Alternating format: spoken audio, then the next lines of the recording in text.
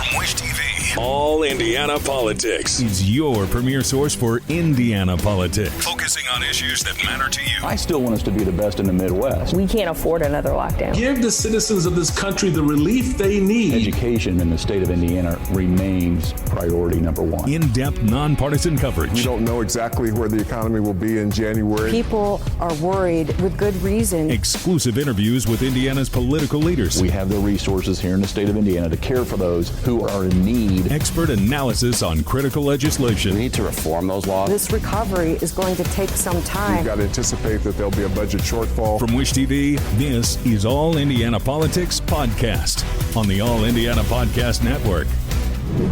Good morning and welcome to All Indiana Politics on this final day of 2023. I'm Garrett Bergquist in for Phil Sanchez. Evansville will make history tomorrow. That's when Stephanie Terry will be sworn in as that city's first woman and first black mayor. I talked to her about her plans for her first few months in office. Let's bring in Evansville Mayor-elect Stephanie Terry. Mayor, welcome to the show. Thank you for having me. So how's it feel to be about to take the oath of office?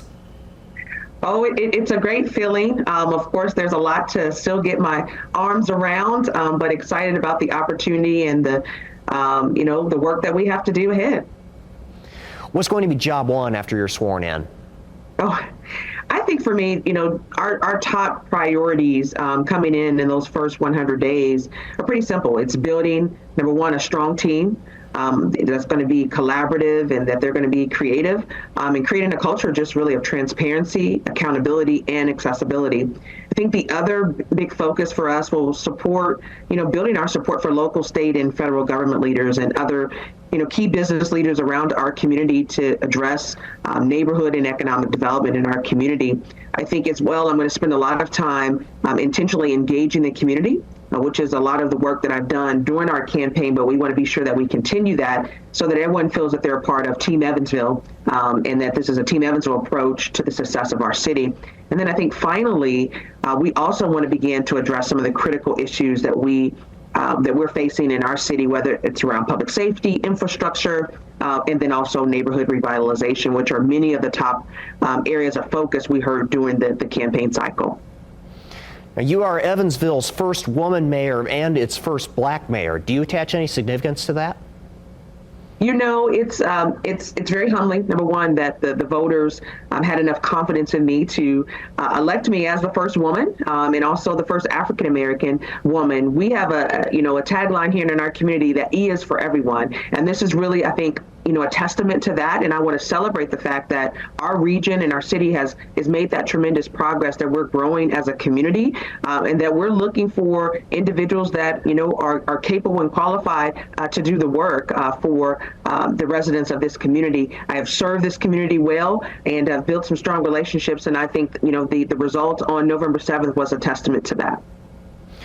I want to touch on a couple of issues you alluded to just now, and those are issues that are going to resonate back here in Indianapolis as well. How do you plan to encourage developers to build more affordable housing? Yeah, I think one of the first things that we intend to do, I'm going to be pulling together what's called a blue ribbon committee. I want to include trades, our developers and contractors to sit around the table and for us to really look at our process and look at how we can modernize and streamline the process for, development in our community. We've heard that's one of the challenges that we're seeing, developers go outside of our city. And I think it's the key to us, generating more revenue for our community. And so that's looking at that process is critical for us in those first 100 days. You've also talked about shifting responsibility for mental health and substance abuse calls away from the police department. How would that work? Yeah, already we have a strong crisis response team with our local police department, as well as one of our, mental health facilities, Southwestern Behavioral Health Care. And so when our teams are going out and they have a mental health run or a situation, they're inviting those crisis coordinators to join them on those runs. And I think it's been a great partnership, and I think we're going to continue to see that program grow again so that we're providing the right support that individuals need when they're in crises. During your campaign, you said you'd reinvigorate code enforcement in the city. Why is that important?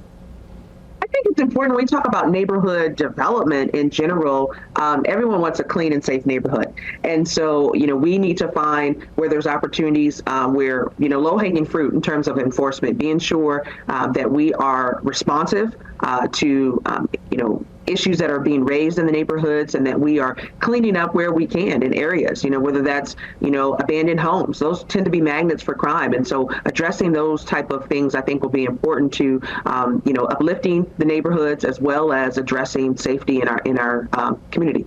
Now, as I alluded to earlier, a lot of the issues we just talked about are concerns here in the Indianapolis area as well. Tell me about the role that cooperation among major cities plays in addressing issues such as housing and mental health.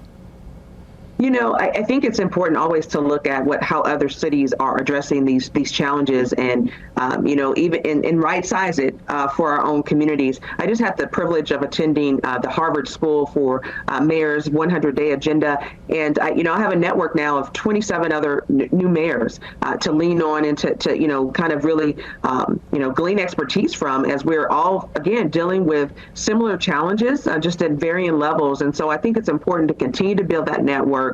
And to be on one accord, especially as we, in dealing and talking with our state leaders and representatives, that we are ensuring that we're on the same page and how we can continue to get support in our areas of the state. And I think, Mayor Hofstadt has done some tremendous work in Indianapolis, and I look forward to the opportunity to learn from him and to work with him as we continue to move our state as a whole forward. You're a Democratic mayor, and Republicans still control all the levers of power at the state level.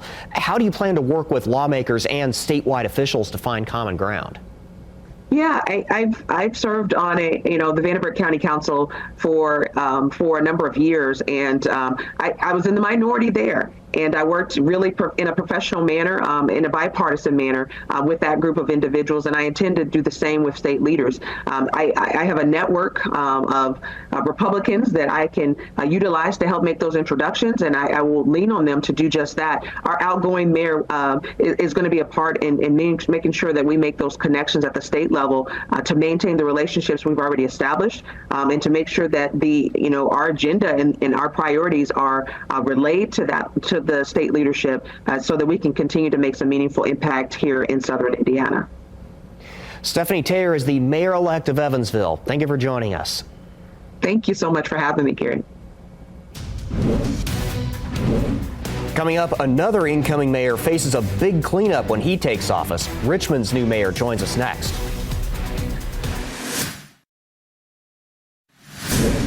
Welcome back. Richmond, Indiana is still cleaning up 8 months after a massive fire at a former plastics warehouse. That's one of the biggest tasks facing incoming Mayor Ron Oler. I talked to him about the cleanup and his plans to revitalize downtown. Let's welcome in Richmond Mayor-elect Ron Oler. Ron, thank you for joining us. Glad to be here today. Thank you for having me. I appreciate the opportunity to share a little bit of my story and a little bit of my vision for the city going forward. How does it feel to be about to take that oath of office? It's been daunting. It's been daunting since the election on November 7th.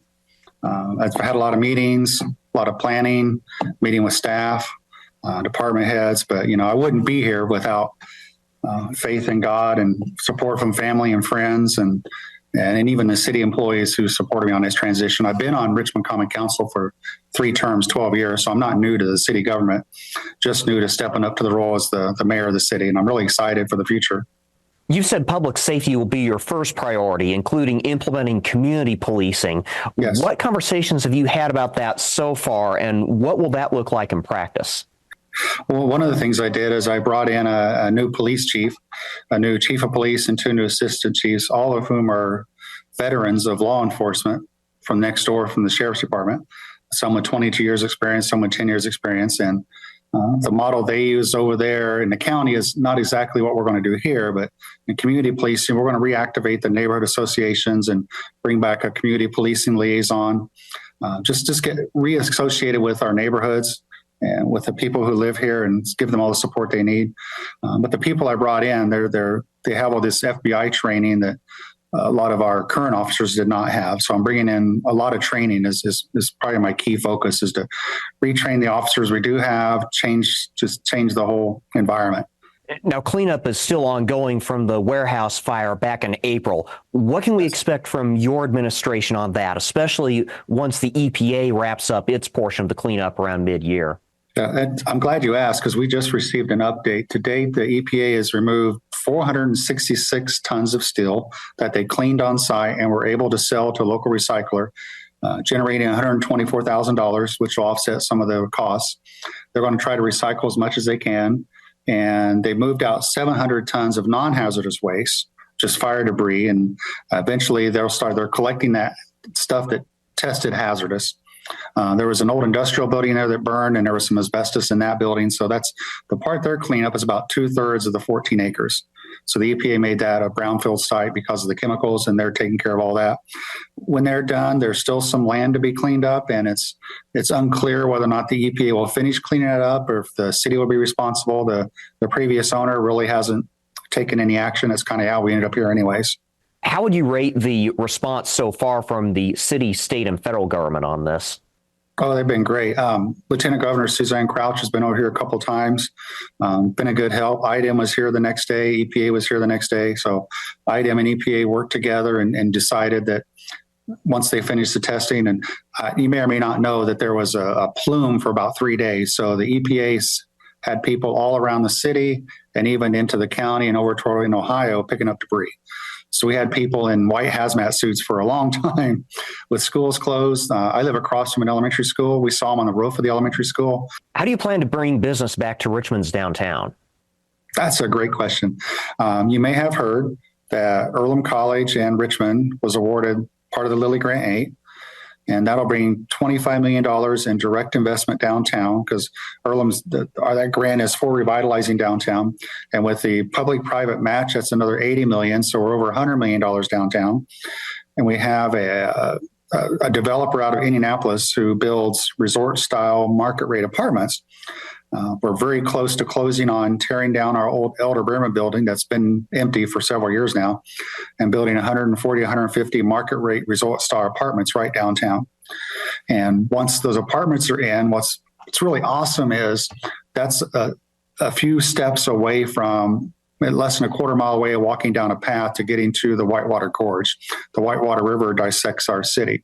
So part of the Lilly gift is activating that Whitewater Gorge. Some of the help and ARPA dollars are going into that. Some of the RAID dollars are going into that. We've been able to attract companies like Blue Buffalo in the last few years. So you may know that Richmond has had Purina Mills here for a long time making zoo food. And for more than 25 years, we've had Hill Science Diet making pet food here. And for about 5 or 6 years, Blue Buffalo's been here making pet food. So all these animal food manufacturers have led to another development. We're getting a railroad spur in our industrial park because Anchor Labs, who provides the base chemical ingredients and vitamins to these, is building a railroad spur in a station there to actually make their materials right here. So Richmond's seen a revitalization it's never seen before. By the end of my first year, 4 terms, we're going to have invested $150 million downtown. You've expressed concerns over the state of the city's finances. Now that you're coming into office, how do you plan to keep Richmond out of the red? That's a great question. The mayor sets a priority for the budget. And our past mayor, the last couple of years, presented us unbalanced budgets, and it was passed by a margin. It was approved and passed. I will work diligently to bring in a more balanced budget. I've already been working with the controller and all the finance people and a large group of people on how we can improve government finances, both on the revenue side and reducing on the expenditure side. Coming up, Indiana's best political team looks back on the biggest stories of 2023 and looks ahead to 2024.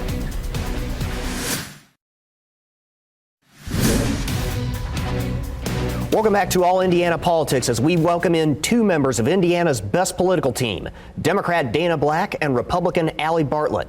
So let's begin by looking back on 2023. What was the single biggest Indiana political story of the year and why? Allie, we'll start with you. Yeah, I mean, I was giving this some thought, and honestly, I think the fact that 2023 wasn't a huge year for political stories was kind of the story, right? I think we had a pretty successful year throughout the state of Indiana. I will say it was a major accomplishment for the GOP to see its first female chairwoman in Anne Hathaway. That was an exciting story. I think we've seen a record number of individuals jump into the Republican primary for our governor's race coming up in 2024. I think that was a really big story. And I think the successful outcomes of the municipal elections around the state was another big one that I was focused on. Dana, same question to you. Well, I have to say the court ruling on the abortion ban in Indiana was huge. Unlike Ohio and other places, we don't get to have say in our policy with referendums. So unfortunately in Indiana right now, women who need reproductive health care will not be able to seek it. So I think that is the single biggest issue, because it impacts over half of it can impact over half of our residents here in Indiana, and I think that is incredibly significant. Also, I have to speak on the fact that the State House continues to deny parents of LGBTQ plus kids parental rights to make decisions about their children. They continue to take those parental rights away from those parents. So that's a struggle for a lot of young people who really do need that reaffirming health care. So overall, Indiana has found a way to attack health care for the women and other marginalized communities, which is, to me, troublesome in a big story, healthcare and the denial of it. Actually, I just want to jump in real quick and say it's actually the complete opposite. The state of Indiana has given power back to parents over the LGBTQ issue related to children. They are making sure that parents have the power to make those decisions for their children. We are huge advocates in the state of Indiana for power for parents. And I do agree that the abortion ruling was huge, and it was a positive step forward for the state of Indiana. The governor signed into law the inability for a parent to make a decision about the gender affirming care for their child. So no, they took that right away. No, they took the right away from children and doctors to make decisions in the absence of parents. We'll have to move on. This being New Year's Eve, let's look ahead to 2024. This is going to be a very busy year politically. Let's begin with the legislative session. It starts a week from tomorrow and will go for about 2 months. Dana, what are you watching for from state lawmakers? Well, I have to watch out for Aaron Freeman. He seems to think he's the 26th member of our city county council. Indigo is making some improvements to improve public education or public transportation here in Indianapolis, and he continues to find ways to just be the 26th member of our city county council. I'm watching to see if he can stop funding Indigos for the blue line that's supposed to go down Washington Street. Plus, the city county council passed the no turn on red ordinance. He's trying to get that overturned. So I'm going to keep watching to see if he's actually going to be a state senator in the state house, or is he going to be a city county councilman here in Marion County? I'll let you respond to that, but I also want to pose that broader question to you. Yeah, so quick response on that one. Senator Freeman is a fierce advocate for his constituents in Marion County, which he represents in his Senate district. So to say that he's trying to act like a 26th member of the City County Council, he is a former member, but he's also just advocating for his own constituents in Marion County. That's exactly what he should be doing. So I'll be excited to see what Senator Freeman has going on. I would like to say that there's probably not going to be a ton of fireworks this session. That's a short session, is not meant for huge initiatives, but I know that the state legislature is going to be taking a look at some education issues around literacy. They're going to be working towards good outcomes on the child care discussion. And really, I think they're going to be focused on technical corrections and other things of that nature, which is exactly what the short session is intended for. We've got about a minute or so left here. I want to briefly move deeper into the year. The primaries are on May 7th. Allie, Mike Braun right now is a favorite to win the Republican gubernatorial primary. Who poses the biggest threat, and what's most likely to trip him up? Yeah, so I honestly really haven't given a lot of thought to the next in line, because I have complete confidence based on what we've seen that Mike Braun is going to be the winner of the primary for the gubernatorial election. We've had a lot come out from Suzanne Crouch, and Brad Chambers has also been putting a lot out there. I think that, on the economic development side, Brad Chambers has a lot of experience. He's pushing that business leader kind of outsider narrative. perspective. And obviously, Suzanne. Allie, I'm coming up on about 30 seconds here. I want to briefly get Dana in here. Jennifer McCormick, the Democratic frontrunner right now. Who on the Republican side does she most have to worry about, and what will she need to do to flip the seat? Got about 30 seconds. I think she has to worry about all of them. There's not one Republican that she should not be worried about. I would like to see Suzanne Crouch come out of the primary, but we know Republicans aren't really going to put a woman in as governor, so I'm not really sure. But I would love to see her get a chance to be the next person in line. If there's a we'll Republican have to leave it there. Thanks for joining us all throughout this year, Dana and Allie. We'll be right back after a moment. All right. Thank you. Thank you for joining us for All Indiana Politics. We'll be back here next Sunday morning and next year at 9:30. And be sure to check out our All Indiana Politics podcast on wishtv.com. Have a happy new year.